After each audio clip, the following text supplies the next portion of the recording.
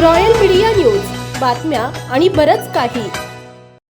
शहर आणि जिल्ह्यात गॅस टंचाईबाबत विविध अफवा पसरत असताना प्रशासनाने नागरिकांना दिलासा दिला आहे. जिल्ह्यात घरगुती एलपीजी गॅस सिलेंडरचा पुरेसा साठा उपलब्ध असून पुरवठा सुरळीत सुरू असल्याचं जिल्हाधिकारी जितेंद्र डुट्टी यांनी सांगितलंय.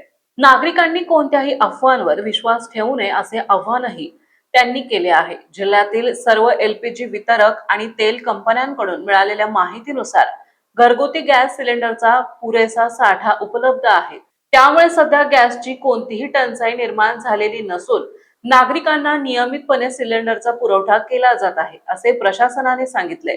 दरम्यान जिल्हा प्रशासन आणि जिल्हा पुरवठा विभागाकडून सर्व गॅस एजन्सीवर बारकाईने लक्ष ठेवण्यात येत आहे. यासाठी जिल्हा आणि तालुका स्तरावर फिरती आणि दक्षता पथकेही गठीत करण्यात आली आहेत. कोणत्याही गॅस वितरकाकडून कृत्रिम टंचाई निर्माण करणे, ज्यादा दराने विक्री करणे किंवा इतर अनियमितता आढळल्यास संबंधितांविरोधात कडक कायदेशीर कारवाई करण्यात येणार असल्याचा इशाराही प्रशासनाने दिला आहे.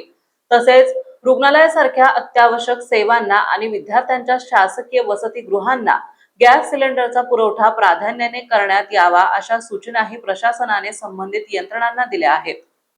महाराष्ट्रातील ताज्या आणि महत्त्वपूर्ण बातम्या पाहण्यासाठी आजच आमच्या रॉयल मीडिया न्यूज चॅनलला सबस्क्राईब करा आणि बेल आयकॉन प्रेस करा.